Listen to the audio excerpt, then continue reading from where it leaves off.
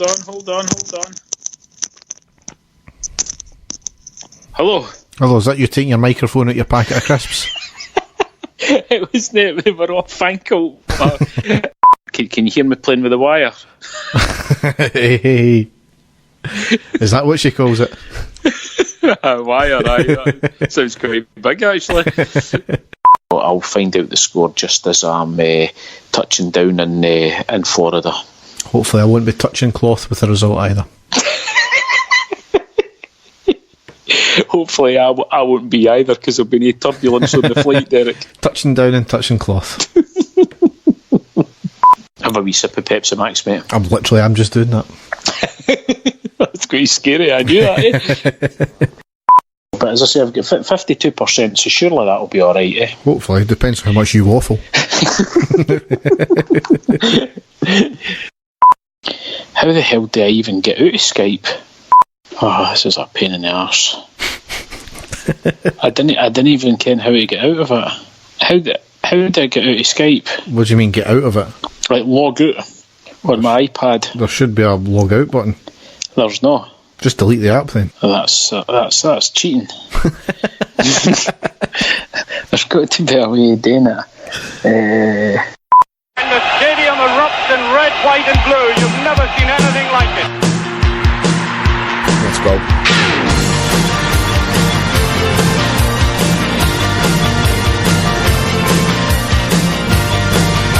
Manchester, brace yourself. Rangers are coming!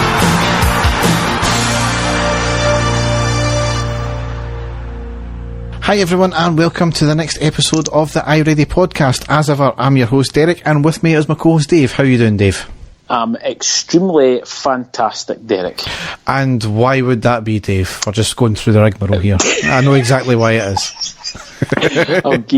I'll give you two guesses, mate. You've just had sex. No, that's a bit too out there, I would say, mate. No. Let me guess, you're going on holiday. Derek, how did you guess, mate? I don't know. Amazing. Amazing, and that's me. Finished work. I finished work this morning. I've had about 3 hours sleep in total. I'm shattered. I've had a couple of beers, and I was starting to fall asleep there just before you contacted me, so I've had a nice strong coffee just to get me through the podcast, mate, because I would be in danger of falling asleep. No, that's got anything to do with you speaking. It's just the way that I'm feeling now. You can slag me off all you want. I'm going on holiday soon. Aye, good. Yes, so today is going to be a fairly short podcast, but we hope, because we only done one last week, but the next one after that will be a very long podcast, no doubt. So, yeah. So we've got two games to cover: the win against Livingston in the quarter-final and the win against Aberdeen in the Premiership. So, without further ado, we'll go down the tunnel and onto the pitch. You're getting good at that. I know. No mistakes this season so far.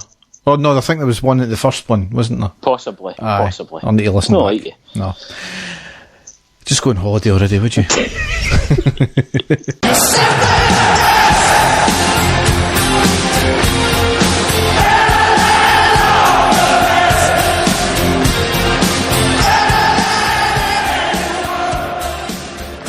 Yes, so Wednesday the 25th of September, it was a 1-0 win away to Livingston in the quarter-final of the League Cup.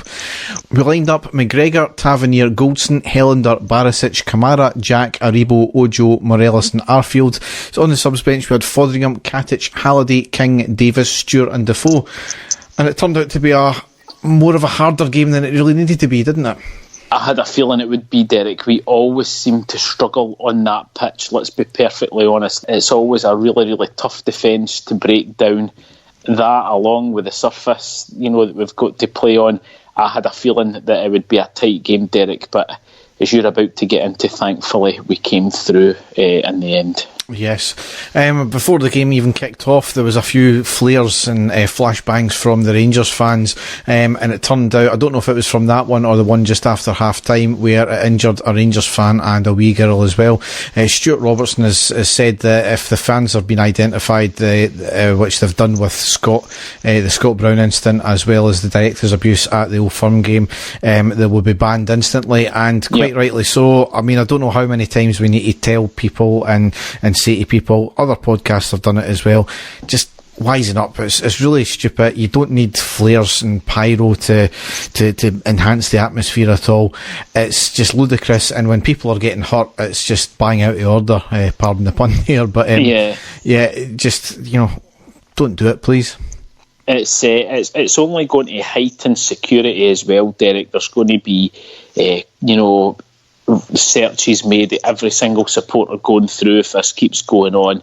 And again, at the end of the day, it's painting us in a bad light, isn't it? And we've went over and over it again hundreds of times. If the media in Scotland, can get the slightest wee thing to put a black mark on the name of Rangers, and their supporters are going to do it, and this just plays right into their hands, doesn't it? Absolutely. And certainly, I've always been a critic of strict liability, but it's, working for Europe, it seems, so in terms of us, not for other teams, of course, which we'll get onto in a later story, but, the SFA will hammer us if they can do in terms of strict liability, if they can get that pushed forward. So it's only going to hurt the club, as you've seen, and it's going to hurt our own fans. So literally, in terms of physically, and also in terms of not being able to attend games. So, but anyway, in the 4th minute, we got our first goal and only goal of the game, and it was Kamara that scored.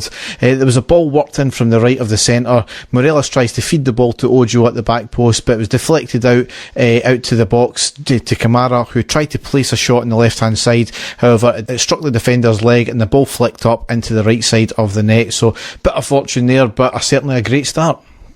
It was a great start, Derek, and more than what I thought that that we're going to do. I really did think that we would struggle, and it would maybe be a sort of breakaway type goal or something in the second half. But for us to score so early on, I thought, right, this is a great chance for us to go get another goal and just completely kill the tie off. So, as you say, absolutely fantastic start for us. Yeah, and it only went downhill from there, though, unfortunately. A minute later, the Livingston player goes down in the box. Nothing was given. A very, very slight touch, if anything, but it was a correct decision not to give anything, from my point of view. 18th minute was a shot from Morelos from 25 yards, just wide of the right-hand post. And then in the 19th minute, it was a bad head knock on Aribo. Blood was absolutely pouring out of his forehead. He seemed to be caught by the elbow when he was jumping up for the header. He was bandaged up. The stretcher did come on, but he ended up walking off himself. Turns out he needed 20 stitches, and it was right to the bone. Nothing given for it whatsoever. Morelos as well, literally seconds before that, had been a very similar challenge by the Livingston player on him, and nothing was given for that either. I don't think there was any maliciousness in it. I just think it was a very dangerous, way to jump up. I know you need to use your arms to gain leverage sometime, but he kind of led with the elbow. The same with the Morelos foul as well, or non-foul, as it were. He led with the elbow, and this was the first in a long list of very strong, if not dangerous, challenges by Livingston that night. Yeah, it was, and I mean it's a par for the course when we play Livingston, Derek. It's always like that. There's always, it's always an incredibly physical game. Like I don't think it was an intentional elbow, but it was still an elbow, and potentially very dangerous as well, Derek, considering the amount of stitches that the guys had also, and it ruled him out the next game. I think it's ruled him out for a few games, so we'll see if he's on the bench at least for tomorrow night. But certainly he was pictured in training today with a big plaster over the top of his napper, and apparently he had a head, like one of these Peter Cech head bandages things on as well. So, all right, okay. Anyway, had to go off on the 22nd minute, and Davis came on for him there. 24th minute, there was a shot from distance from Livingston, but it was well over the bar. 29th minute, good play down the right with Morelos passing to Tavernier. Tavernier gets the ball to Arfield on the edge of the box on the centre. There was a blistering shot, saved by the keeper, and over the bar and out for the corner. It was a great shot, great piece of play, but probably a better save. Yeah, definitely. 34th minute, it was an absolute shocking challenge in Goldson with a high studs. It was a yellow card. I've seen red cards given for them very easily. I know. I don't know what you need to do to get a red card these days, unless you're a Rangers player. Exactly, yeah. And unless you're Colombian and you play for Rangers, Derek. 37th minute, Livingston with a free kick over the bar from 25 yards. And the last piece of the half is 40th minute, was a shot by Livingston just wide of the post. So certainly 1-0. Again, you've kind of got to be happy in some respects, but we had a few chances. One great save for the keeper. Weren't offering enough up front.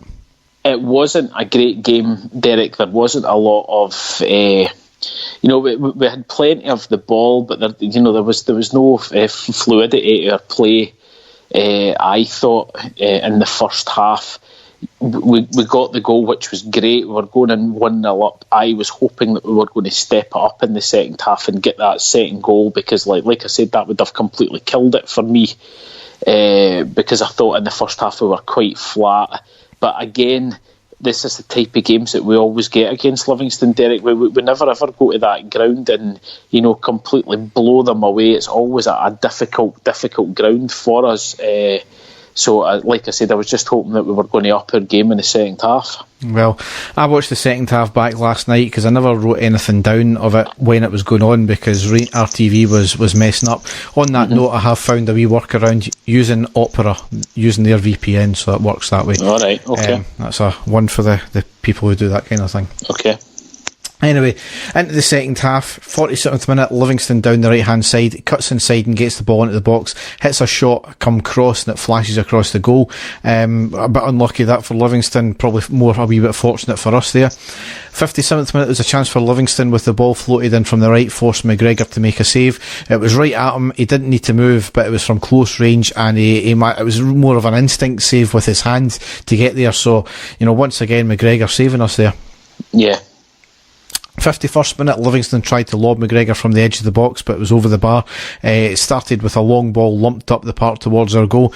It's something last season especially, we just never were able to deal with these long balls, not lumped up towards our goal.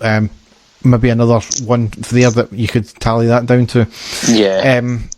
56th minute was a quick break up the park going down the right. Morelos drives towards the centre, passes to Ojo in the box with a shot, but saved by the keeper. 57th minute, Ojo down the left, gets the ball into the box, beating the defender, cuts inside, hits a shot, but the keeper had narrowed the angle and he saves, putting out for the corner. 60th minute, Ojo had a shot inside the box from the left, but it went well wide. 64th minute, Livingston break into the box on the right, takes it past goals and hits a shot at an angle, but it was narrowing and put it wide. 67th minute, it was a long ball into the box from the right, flicked on by the head of the defender to Ojo, who squares it to Arfield in the box, who has a shot, but it was a weak effort and a comfortable save from the keeper. And that was the main piece of play I've got in the second last piece of the play in the second half. 71st minute, Kamara came off and King came on, and that's where the game ended. I think Livingston had a wee fleeting chance right at the end there, but it came of nothing. So I obviously got to be happy through to the semi-final. Yes. As you said, not the greatest of games all round. No. We had a lot of the possession. Livingston hit us on the break a few times and shown they could have been quite dangerous, but largely we fizzled everything out before it got to the really serious stage. And once again, that's why we've got a great keeper in the back in terms of that chance in the 50th minute with his instinct save. So got to be happy in the end. It was, as Gerard said, it was a different way of beating a team this time. Teams are going to be stuffy all the time. We've got to find a way to unlock them. That's the story of this season, and we've said it time and time again. Not a lot will change this season, I don't think. Derek, that game in particular, it was a cup game, very important, because we're desperate to get to the first cup final of the season for us, the League Cup. It's a trophy that we as Rangers fans expect our team to be winning, because we've won it so many times. It was going to be a difficult game, but we won at the end of the day. A cup game, all you want to do in a cup game is win, and we did that. It wasn't pretty, it wasn't a great game to watch, it wasn't a spectacle. The goal we scored was fortunate, but we were the better team, Derek. We did deserve to win.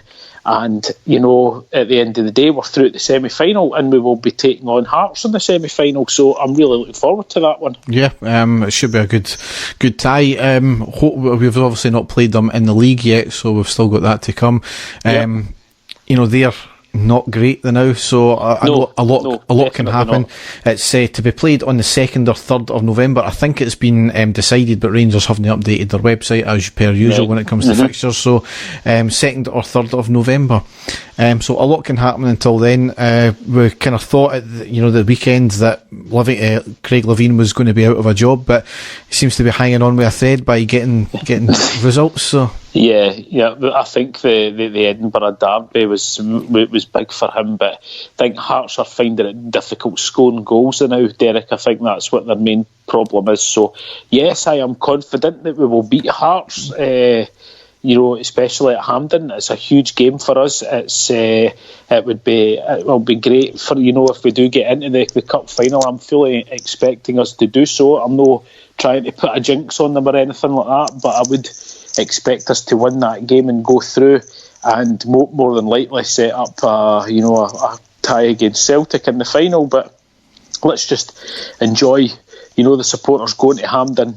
Hopefully we get a good performance against Hearts, but I would like to think that we would win that game, Derek. I would like to think so too, so we'll wait and see. Yes. So it moves us on to the next game, which was Saturday the 28th of September at home to Aberdeen, where we absolutely thumped them 5-0. Now, it was a joy to watch, Derek. A joy to watch. It was, considering they were a big bogey team for us last year as well, and really they didn't need to be, because we've said before for the last 2 or 3 years they're not a great team. They're just a non-entity of a team who just happened to find a way to get the better of us, and they were shit against everybody else. So, but obviously the big incentive for us was going into this game was the fact that Celtic had drawn to Hibs in the early fixture, so yes. A good chance to claw 2 points back on Celtic. Yes.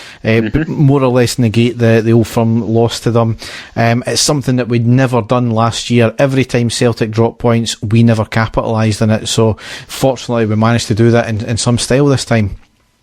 So we lined up McGregor, Tavernier, Katic, Goldson, Barisic, Jack, Davis, Arfield, Ojo, Morelos and Stewart. On the subs bench, Foderingham, Edmondson, Kamara, Defoe, Halliday, Barker and King. So obviously the two main kind of things, main standouts for them at the starting 11 was Katic back in and Stewart getting a start as well.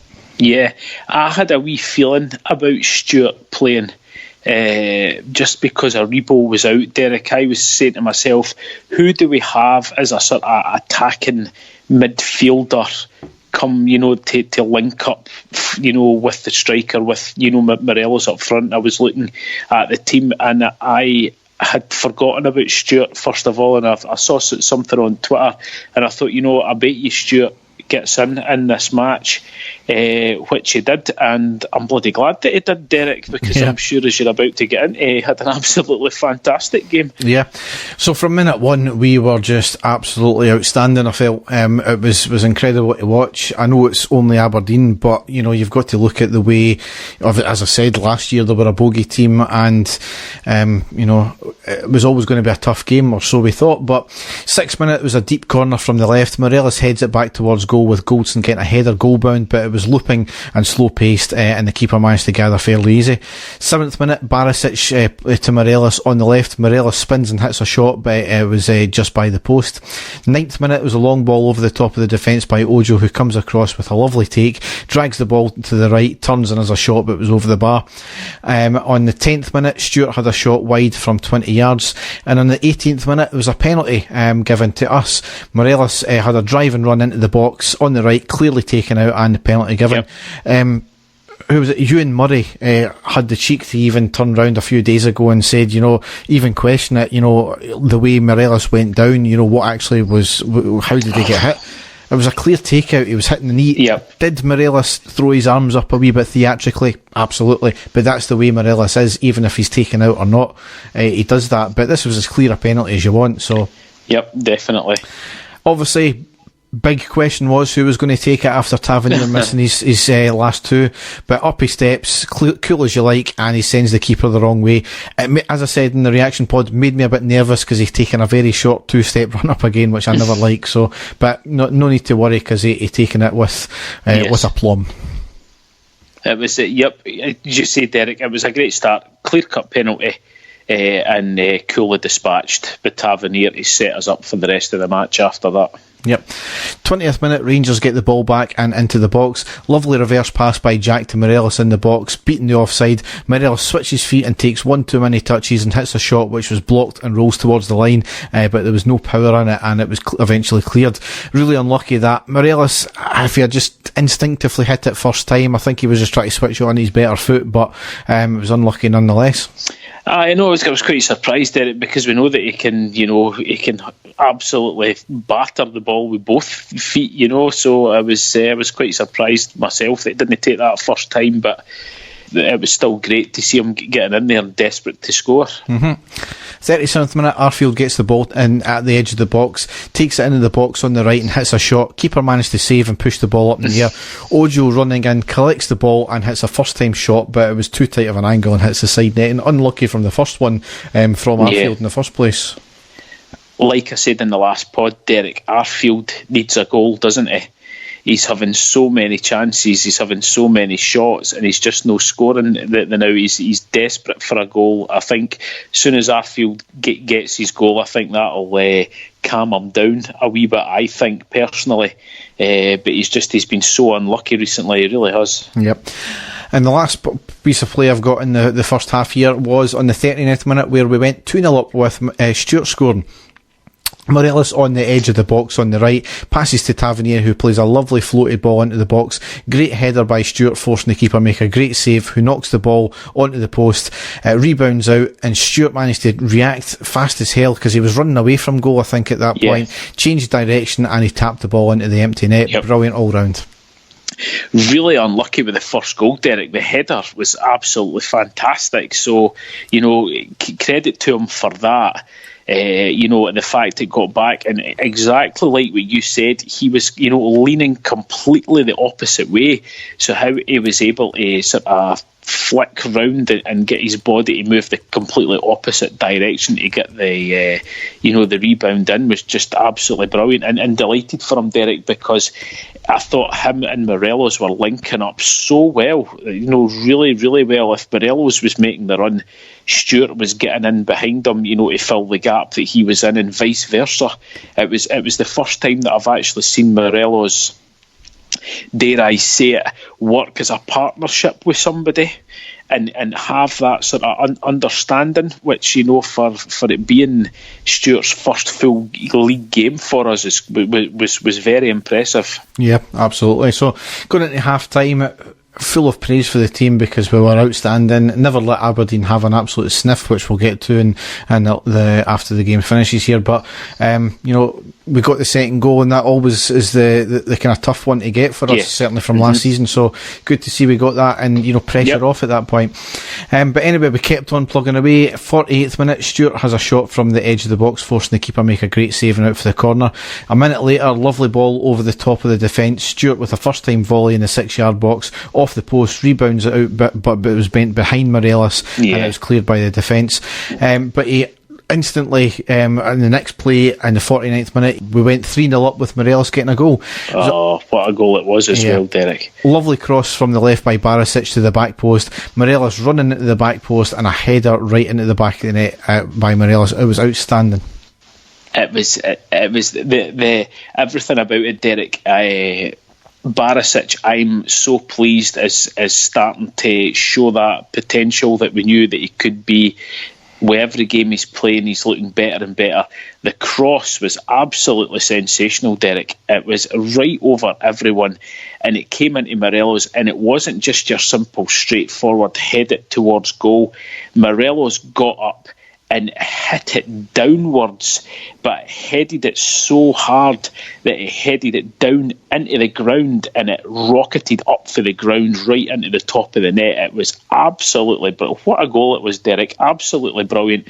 And it was showing us at that point how utterly dominant that we were in the game. It was tremendous play all round. Yeah, just on Barisic there, I think he's came out and, said he admitted that he's not been playing or hadn't been playing well, but he's changed things about, and, it seems to be playing dividends. And, you don't get a chance like this if the gaffer thinks that you're not going to get your place in the team. So I think he's realised that he needs to up his game, and that position is his, because that's basically what he was signed for, that left back position. And certainly over the past 3, 4, 5 games, he's been shown what he is the player we've now signed. So it's great to see. No, he is. With every game, he seems to be getting better and better, Derek, which is fantastic for us. Yep. So on the 58th minute, Ojo came off and Defoe came on. 60th minute, lovely touch from Morelos, getting the ball in the box on the left to Defoe for his first touches. Managed to get a shot off after a couple of touches, but the angle was narrowing all the time and goes wide. So that would have been a great start to his game there. 67th minute, Aberdeen had a shot from distance, and it was just by the post. 68th minute, Defoe slips a ball to Stewart in the box. Great strong play to get past the defender. Cuts the ball to Arfield, who has a shot. It was blocked by the defender. Back out to him, has another shot. It was deflected up and over the bar by the corner, out of the corner. It's just no happening for him at all, no. Derek, now, is it? I mean, 2 games ago, this game, I think, in the last game, I thought he was actually bloody good. And previously, he was a bit iffy. No, we said that, though, Derek. We said that, the last pod or the pod before that he's been off the boil for us. And I did say to you that I do think he needs a goal, but it's just no happening for him at all. But I do agree with you, Derek. He had a very good game, Arfield. He's starting to play a lot better than he has been, but he is just desperate for that goal. Yep. 68th minute, Morelos came off and Barker came on, and on the 69th minute we got our second penalty of the day. It was a lovely delivery into the box by Tavernier. Stewart clearly bundled over in the box for the penalty to be given, and the Moon Howlers, as usual, having not seen the game, claiming Rangers Sevco 2 penalties again. Always going to be written, and a guy called up. There was a guy called up Clyde, and there was a clip going about social media. He got absolutely taken to pieces by the Clyde panel. Fair play to the Clyde panel there. They done it because the guy was just talking absolute nonsense. Even asked him, have you seen the penalties? Have you seen the instance? Do you think there were penalties? Aye, there were penalties. So what's your problem then? What's your issue? It's just that's the reason, Derek. The only time I ever listen to Clyde is if I'm going anywhere in the car. I wouldn't normally put it on, because it basically is the amount of people that have got severe mental health problems that they allow to come on their show is quite incredible, and the vast majority is utterly laughable. It's complete paranoia, even though they keep saying that they're no paranoid. It's unreal. But as you say, it was another stonewallery a penalty, Derek. No complaints whatsoever by any of the Aberdeen players or anything like that. A complete stonewaller. Yeah, I mean, I think I've said it before and I've said it again. Celtic fans seem to think that a penalty means an automatic goal. You just need to ask Samaras that. It doesn't happen that way. Or Pierre Van Hooijdonk. Well, exactly. So. But anyway, less about them and more about us. Tavernier, maybe thought he would have relinquished his second penalty of the day, but no, up he steps and converts the penalty coolly. I think he put it right down the middle. So right down the middle, yep. Yep, so we went 4-0 at that point on the 70th minute. 75th minute, Davis off and Edmondson on. 78th minute, Arfield holds the ball up from about 20 yards out. It was a slight back heel for the on-running Stewart, who has a curling shot just wide of the post. He's seen where he was wanting to put it, and he just about got it there. It just needed a wee bit more curl in it, and it was just so unlucky. 80th minute is when we went 5-0 up with Defoe scoring. Arfield knocks the ball over the Aberdeen defence onto the edge of the box. Defoe beats the offside. The ball bounced high, however. Defoe was as alert as ever, showing how, he's one of the top scorers in English Premiership history. On the half volley, he manages to lob the keeper and into the back of the net. The control and the vision from there, Derek, was absolutely brilliant. The way that he kept himself on side, he watched to see, exactly the flight of the ball and everything that he got, and he just dinked it over the keeper for such a short distance as well, Derek. It wasn't as if he was away out, on the edge of the box or anything like that, and the goalie was like really far off his line. It wasn't. It was a really sort of short distance, wasn't it? Yeah. And the control and the judgment that he had to actually be able to dink the ball right over the goalie and then into the net, absolutely fantastic. And again, great for him knowing that he's coming off the bench and being able to score for Rangers as well is just is great. And the whole performance up to that point, Derek, was just utter dominance, wasn't it? The performance was tremendous. It really was, in my opinion, the best so far this season. Yeah, absolutely, and can't rate that highly enough anyway. But the last couple of pieces of play I've got here is in the 81st minute, Cosgrove had a late challenge on McGregor and he picked up a yellow card for that. I mean, a lot of the media think he's an absolute darling and says, he's a great striker, but I'd have a look into it. I think he's scored 13 goals in the Premiership this year so far, but 7 of them have been penalties. So anybody can score a penalty. That doesn't make you a great striker. So, but anyway, it was a wee shite on that challenge. 86th minute, the ball was fed to Stewart on the right, tries to curl it into the bottom left corner, but not enough curl and just wide. Another a very unlucky chance as well, and that's what rounded out the game. So, as I was talking about in terms of stats, Rangers had 58% possession, which I felt was pretty low. I thought it was a lot more than that. But in terms of the shots, we had 27 shots to Aberdeen's 4. 11 of them were on target to Aberdeen's 1. We had 14 off target to Aberdeen's 3, and we had 2 block shots as well. We had 7 corners in the game. And McGregor only had the 1 half save to make as well, whereas the Aberdeen keeper had 6 saves to make. So completely dominated them, and that's the kind of perennial loser that McInnes is. He's just he's a waster basically. I saw I read something quite a while ago. I'm not sure if it was on something that David Edgar had wrote or said or something like that, and he was actually completely correct. The fact that he turned down the Rangers job to go and stay at Aberdeen, it has made him unsackable now, Derek. Let's be honest, because they've done that, and we all said it the same. I mean, Derek, I still don't know any Rangers fans out there, honestly, who wanted Derek McInnes as the manager, and I can't think of anybody out there who was disappointed that he turned it down. We were all delighted, and still are, because we would have been second place for a very, very, very long time. And I know that we were second place last year and all that, but we can see the progression that we are making, and Steven Gerrard is turning us into a top team.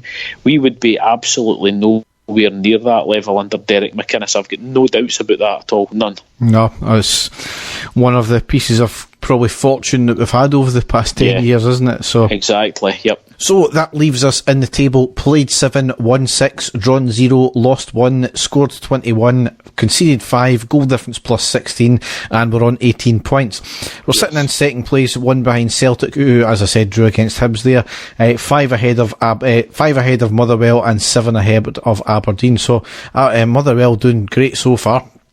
But I don't really care, and it shows that there's a gap between Rangers and Celtic and the rest of the league already. Yes. Opened up after only 7 games. So no, we spoke, Derek, on a couple of pods ago after the Celtic game, and you gave me the list of the teams that we were playing our next 4 games, and I said to you that we should be looking to bounce back and win all of those games, and we have done so, Derek, and we've done it, quite convincingly, which is, fantastic. It shows that the players have really, taking account of themselves after that Old Firm game, the disappointment of that, and we have bounced back, and we've bounced back with, quite some, the performances have been excellent. I mean, that last one, the performance in Europe as well, also, absolutely fantastic. And we really just have to think back to the Old Firm game now, where, like we spoke about it, the manager, got his tactics completely wrong. If we'd have went out, with different tactics, possibly a different team playing on that day, and would have got the victory, we would have been well ahead by this point as well, Derek. So, it is looking positive at the moment, and I don't know, you'll be able to tell me the games that we've got coming up, that we've got over the next few weeks, but here's hoping that we can keep that momentum going now, Derek, starting, tomorrow night in Europe. Yeah, so I'll need to run through all the games in October, because we're not going to have a podcast out until probably after them all. Yes. So, obviously, tomorrow night or tonight, when this pod probably comes out, Thursday the 3rd of October, that's in the Europa League away to Young Boys. That's a 17:55 kick-off. Saturday the 5th of October, that's at home to Hamilton in the Premiership. That's a 1500 kick-off. My God, a 3 o'clock Saturday kick-off. I know, incredible. Another 3 o'clock Saturday kick-off the following weekend it's the 2 weekends after that, because they've got the international break. Saturday the 19th of October, that's a 1500 kick-off away to Hearts. So we'll find out kind of how good they're going to be against us. Mm-hmm. And then it's Thursday the 24th of October, away to Porto in the Europa League, Game 3. That's a 17:55 kick-off, and you come back that night, Dave, don't you? That's right, yes. So it's we've got a few tough games there, Derek. Certainly the league games, we should be looking to win both of those league games, Derek.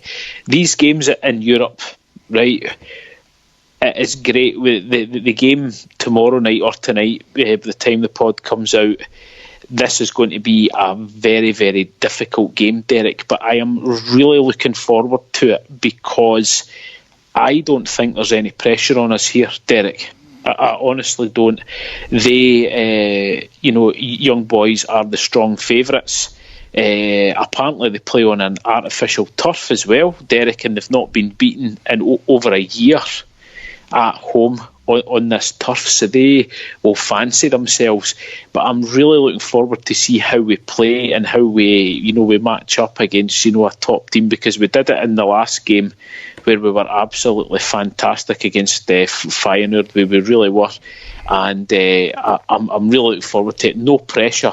So if we were to go out and get any type of result in this game, it'll be absolutely fantastic, and here's hoping that they do it. Yeah. The game also away to Porto, a massive club in European football. That's going to be a real test as well. But again, Derek, no expectations, I don't think, on us at all, which is great. So you just go out, enjoy it, go for it, and who knows, anything can happen. But this game tomorrow, I'm really looking forward to it. I think we're on a high. I think our confidence is sky high as well, and it's I think it's going to be a cracker. I really do. I'm looking forward to it. Yeah, it's the age-old thing in Europe. You've got to take the 3 points from your 9 points from your home games and get a draw away, and then you're kind of should be through by that point. I need to correct myself though, Dave, because the Rangers website is absolutely atrocious. They haven't updated anything, and I said the dates of the games wrong there. It's actually Sunday the 6th of October at home to Hamilton. That's a 3 o'clock kick-off, and then Sunday the 20th of October, it's a 12:15 kick-off away to Hearts. So right, okay. I can't believe I'm having to use the BBC website over the fucking Rangers website there. There you go. Somebody needs their arse kicked for that one. Shocking, exactly.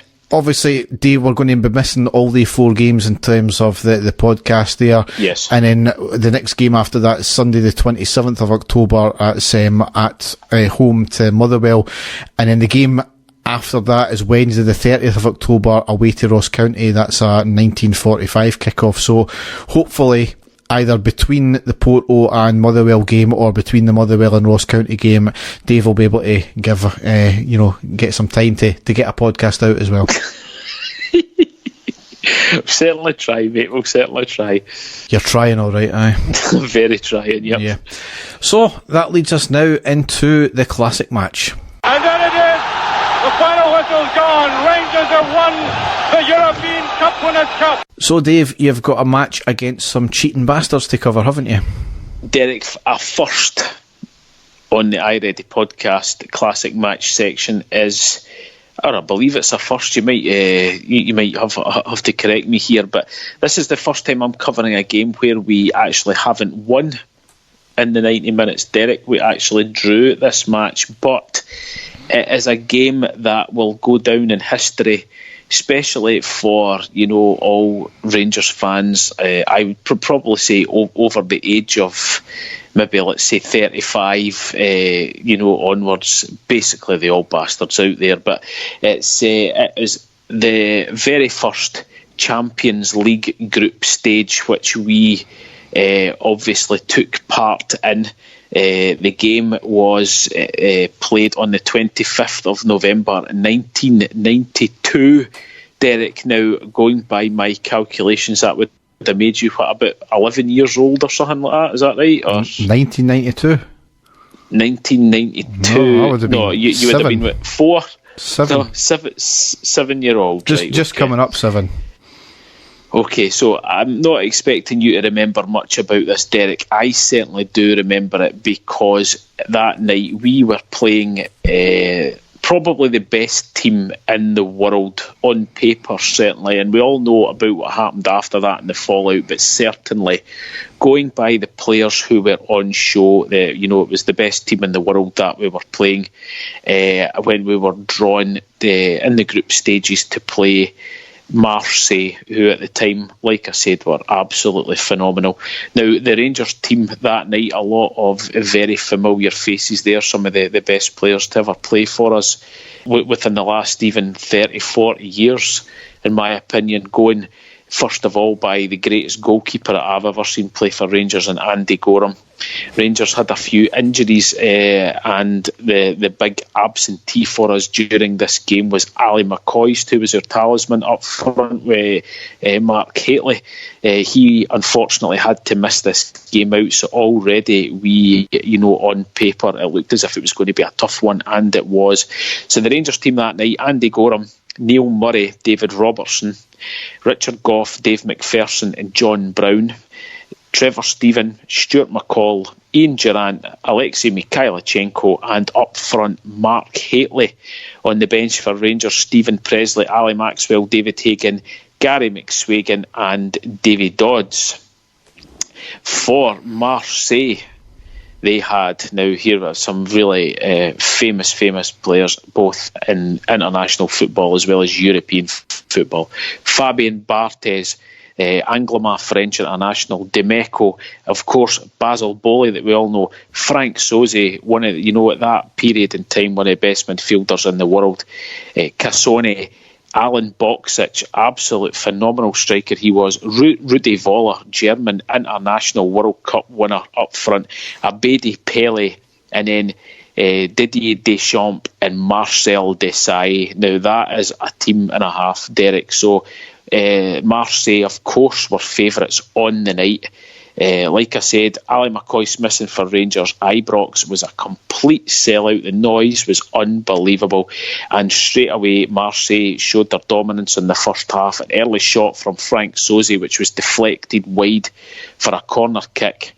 From that corner kick, it was swung in, cleared by Richard Gough, thankfully.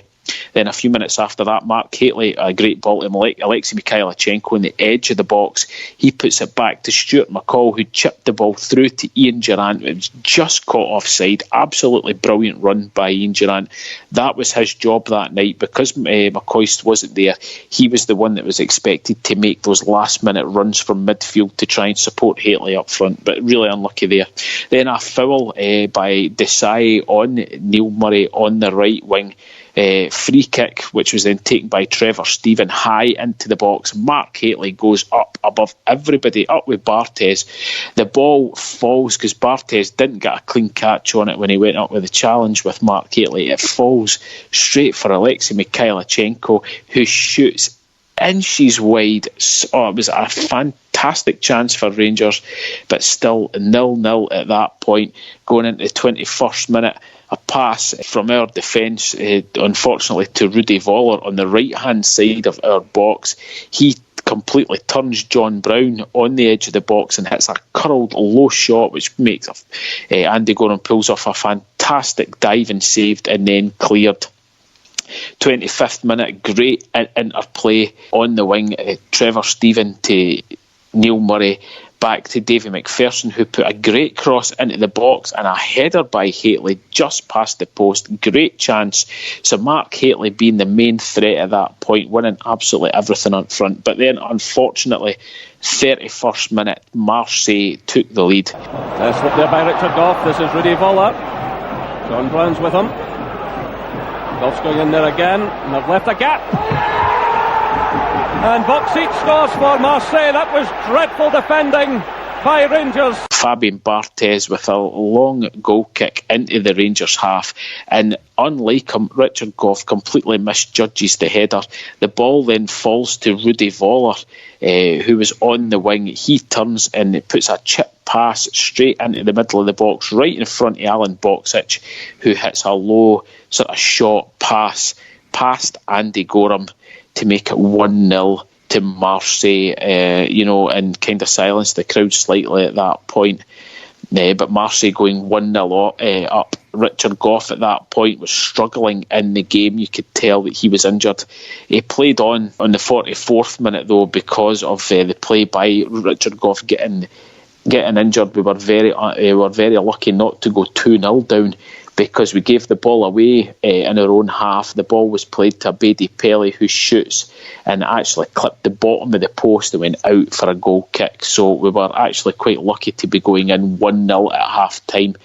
It was turning into a bit of a struggle. This was a top quality team. That was our captain, had just been taken off injured as well, so things weren't looking good for us. So in the second half, Stephen Presley had to come on and replace Richard Goff, and it was all Marseille at the start of the second half. All possession play, interchanging play in midfield was fantastic. Didier Deschamps was bossing it completely, and it was really difficult for Rangers to get back into the game, especially on the 56th minute, when Marseille actually scored their second goal of the game. Marseille keeping Rangers pinned inside their own half. This is Brown, gives it away to Deschamps. Rangers fans are clearly unhappy. This is Eric Dimeco. Sosie. Voller's in there with Presley. Oh, a disaster for Rangers. Rudy Voller makes it 2-0. So it was interchanging passes for Deschamps, picks up a loose ball and runs into the Rangers half, plays it to Voller, who puts it out to Eric Dimeco the left back, into Frank Sosie, who floats in a hopeful ball into the box, and then an absolute mix-up with Stephen Presley and Andy Gorham. The two of them go for the same ball. Presley tries to clear it. Gorham tries to save it. It ends up slithering underneath Andy Gorham and just sort of sits right on the goal line.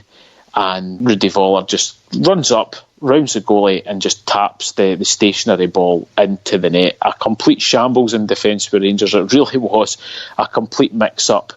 And Marseille, were high and dry, or so they thought. It was great to see, because Rangers actually went for broke after that. Free kick on the right-hand side on the 60th minute, taken by Trevor Stephen into the box, punched away by Barthez only as far as Mikhailichenko, who put the ball back to John Brown on the penalty spot. He shoots, and there was a last-ditch clearance and a clear handball also by Desailly. The referee pointed to the spot initially and then looked at the linesman and quickly changed his mind, which was, obviously Ibrox was going bananas at this point, absolutely mental. Clear penalty, he had given it and then he changed his mind at the last minute, so really felt hard done by there, and maybe that's, another factor for Rangers bringing it back on, because there was a carbon copy just a few seconds later.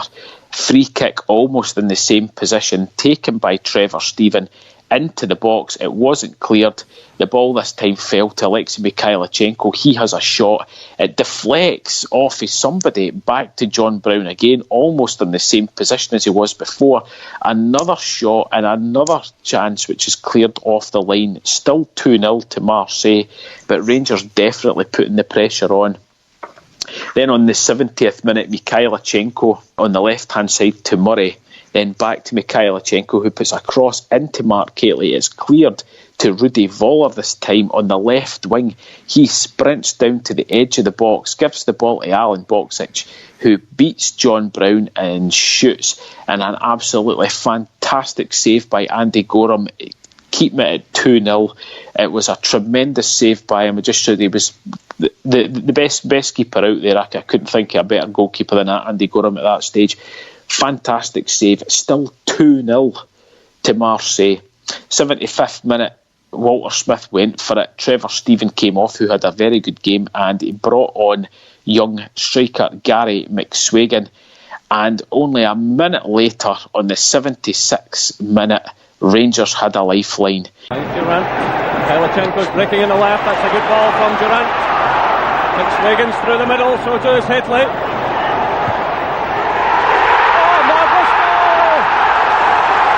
Gary McSwagan! 17 minutes gone! He's only been in the field a few moments. Ian Durant picks up the ball and plays an incredible through ball to Alexei Mikhailichenko in the left wing. A phenomenal pass. He puts the cross in to the box, a high cross, and there was McSwagan for his first touch. Hits a sort of high looping header. Goes right, soars in the air, it goes right into the top corner of the net to give Rangers the goal. 2-1. Like I said, first touch for McSwagan, absolutely fantastic. Rangers are back into it. We still have got approximately 15 minutes of the game left to try and get an equaliser here. 80th minute, it's all Rangers. Ian Durant picks up the ball from Alexei Mikhailichenko, hits a long-range shot which is just over the bar, and then on the 82nd minute, Ibrox goes absolutely ballistic. Still Marseille waiting to make the substitution. Referee allowing play to go on here. Durant to McSwagan. It's Durant again who's onside. Heatley's in the middle. Mark Heatley. 81 minutes gone. Mark Heatley. Well, this is an astonishing turnaround in the game here. Rangers putting them under pressure. Swigan knocks the ball through Ian Durant here. Appeals for offside. Durant whips it across, comes off the defender, lands top of Mark Heatley's head, and he guides it into the back of the net. An astonishing turnaround in the game here. Little deflection off the defender. Falls beautifully for Mark Heatley, and he knocks it into the back of the net. Marseille have got the ball at their own right back area, but a tackle by Alexei Mikhailichenko of all people. He finds Ian Durant, who puts the ball into McSwagan. The cross is deflected low from the byline, so there's a cross put in. It gets deflected low, and Mark Heatley, most players would have tried to have hit it on the volley. No Mark Heatley.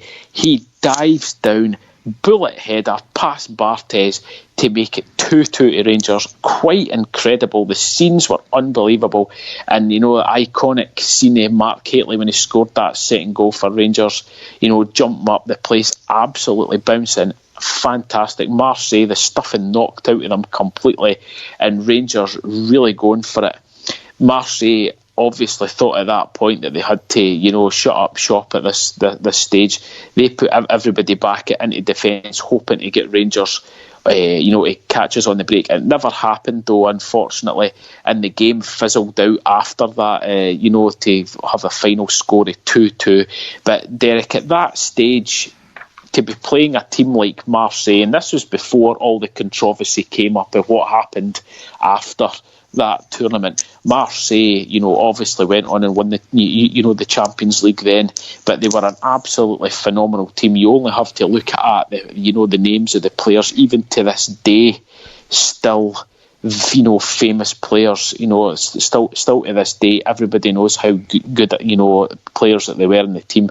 And for us to come back for 2-0 down, to draw 2-2, it was a fantastic night at Ibrox, and certainly one that I'll, always remember.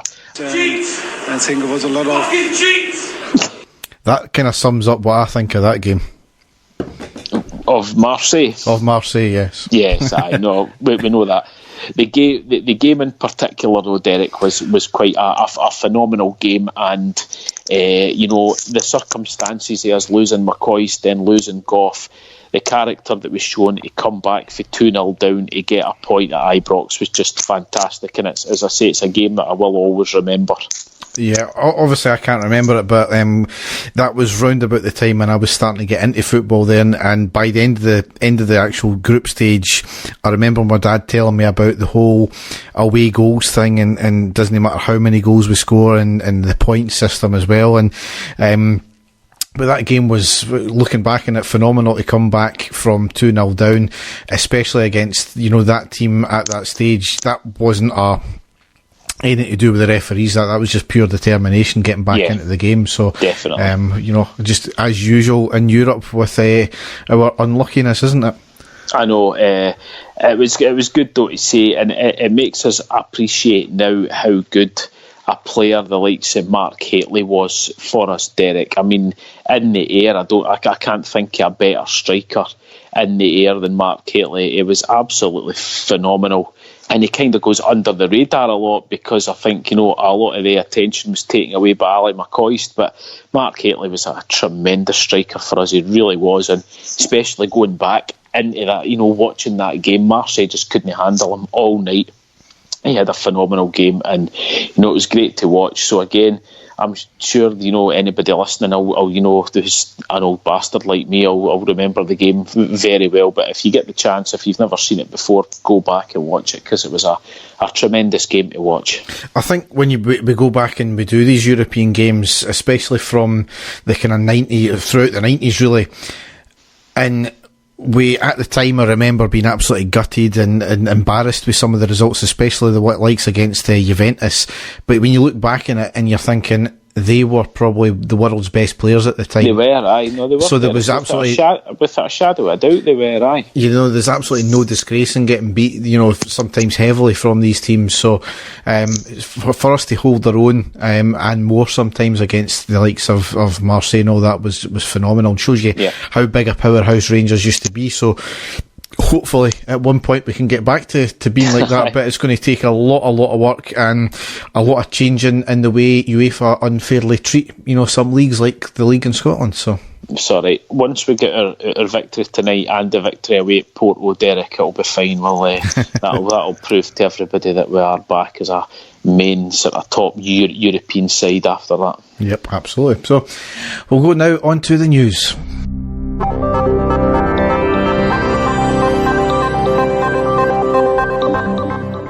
So a few bits and pieces to cover here. First thing is yesterday or today, whatever, when you'll ever listen to this and get the whole podcast out, is Rangers were back in court with Sports Direct.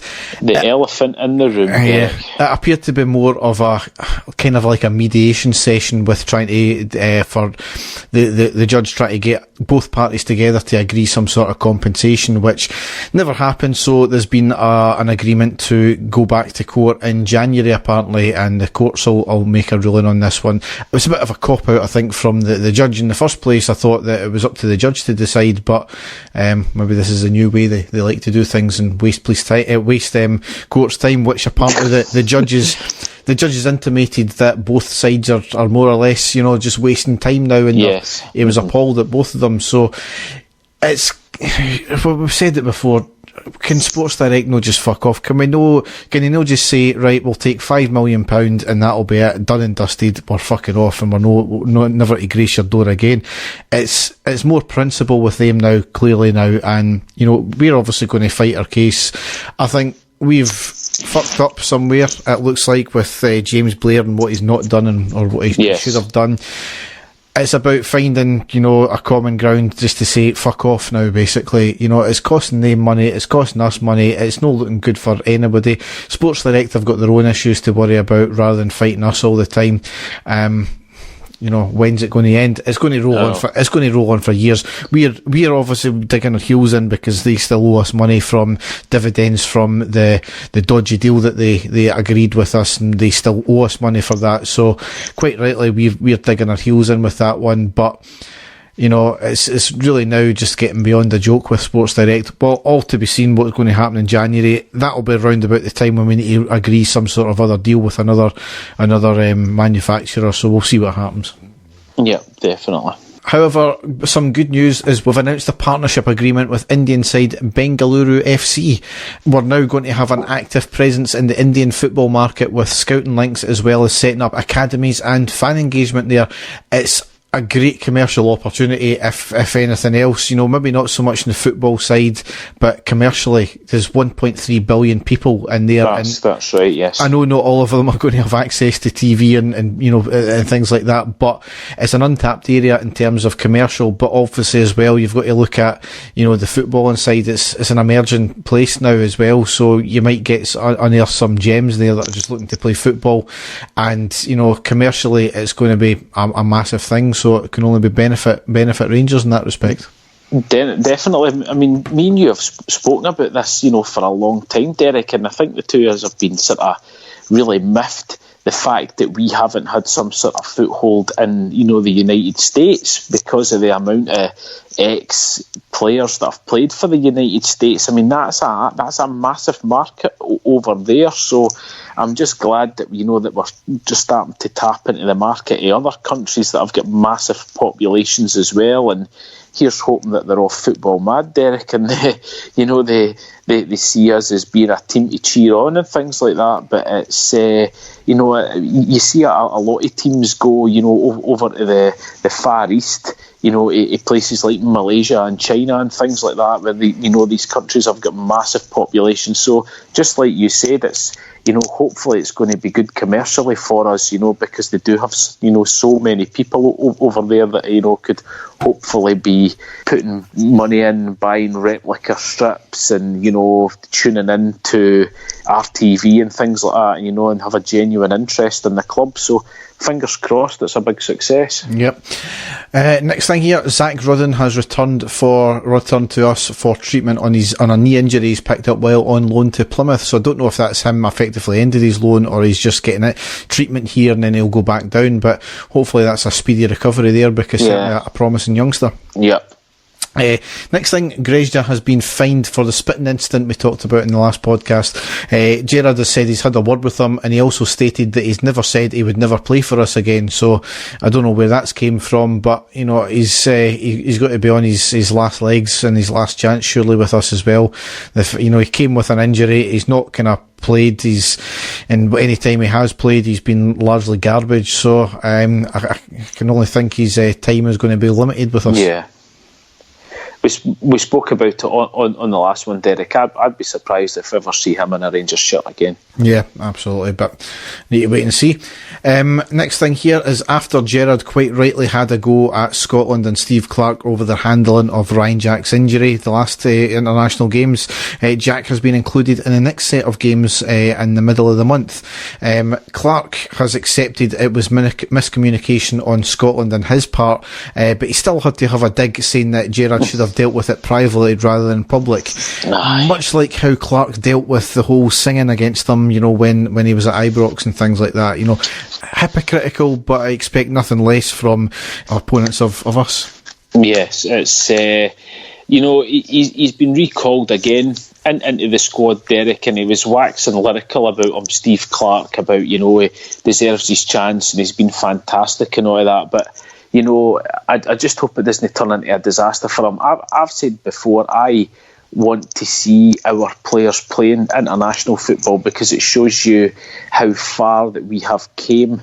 But I think playing for Scotland is a bit of a thankless task now, unfortunately, especially for our players, either from certain sections of the support that seem to have a go at any players that play for Rangers, or the fact that he got injured the last time as well. So we'll just have to wait and see. I'm pleased for him. It's shown you how well that he's playing, that he is getting into the Scotland team, but whether he actually gets a game or not, I don't know if he will or not, Derek, but we'll just have to wait and see. Yep. 39-year-old Gareth McCauley has hung up his boots after 23 years in the game, so obviously he finished his career with us, and he was delighted. He gave a kind of comment on it, and he was delighted to play for the teams he's played for, especially his boyhood heroes who were us. So wish him well in whatever he goes on to do. Definitely, yep. Former player Fraser Aird has joined Cove Rangers until January, so that's quite an interesting one there. Yeah. Certainly Cove Rangers, the newly promoted side, got a bit of money behind them, and are kind of flying high now as well in the second division. Yep, I saw that myself. Yep, so I was quite surprised also. But they are, I don't know if they've got a 100% record or no, but good to see them back playing for a Rangers. Yeah, of some kind. A bit of a strange one here. UEFA have accepted Porto's claim that when their ultras shouted "monkey" into a megaphone during their game against Young Boys, it was about the nickname of the ultras leader and not directed at one of the Young Boys players. I smell bullshit, do you? Oh man, I'm lost for words with that one, I really am. Unbelievable, aye. So, British man dies of suspected heart attack while watching adult film in Italian sex shop. Right. Shouldn't really laugh at this, a guy's died after all, but... A British man has died while watching porn in a sex shop in Italy. The 60-year-old, who was not named, was on a cycling holiday when he parked up outside the sex shop in Marghera near Venice on Friday afternoon. As you do. After paying €5 for 15 minutes of film watching time, he headed to the private booth and locked the door. However, staff became concerned after he hadn't re-emerged for more than 30 minutes. Oh my God, right. Owner Franco Garoni said that they found the man collapsed on the floor upon entering the booth. Speaking to The Sun, of all papers, I had seen him before and he came in after leaving his bike outside. He was cycling through on his way to Venice and he asked about watching a sex film, so I showed him to the booth and he paid the €5. That gives you 15 minutes and a red light comes on to show it's busy, but when he didn't come out after half an hour, we had to have a look and see, and he was collapsed on the floor. Thinking about it, he did seem a little tired when he came in. And was he stiff? Staff called for an ambulance, but paramedics were unable to revive the man, who was pronounced dead at the scene and transported to a local mortuary. Police are apparently investigating the circumstances. In 2016, a man in Detroit died after being distracted by porn on his phone while driving. I think we've covered this one in a previous story, to be honest. Clifford Ray Jones, 58, was killed instantly when his 1996 Toyota crashed when he was ejected through the sunroof of his car. Police found his body. Was it fucking Winnie James Bond's car or something like that? It was driving. He was ejected out of the sunroof. He ejaculated, then he was ejected. He was ejaculated. So, how... I'm trying to... He was ejected out of the sunroof. Yes. Right. Police found his body, which was naked from the waist down, near the car. Oh my God. At least the two of them died with a smile on their face, Derek. Well, exactly. Ejected out of his sunroof.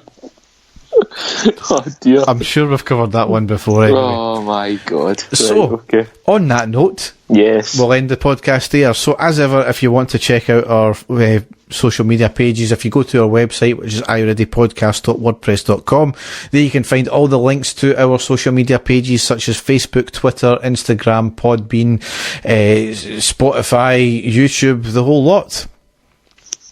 So, as I've mentioned previously, Dave is away on his travels, so we will not be back for a good few weeks yet. As I said, hopefully just after the Hearts game, just after the Porto game, I think it will be.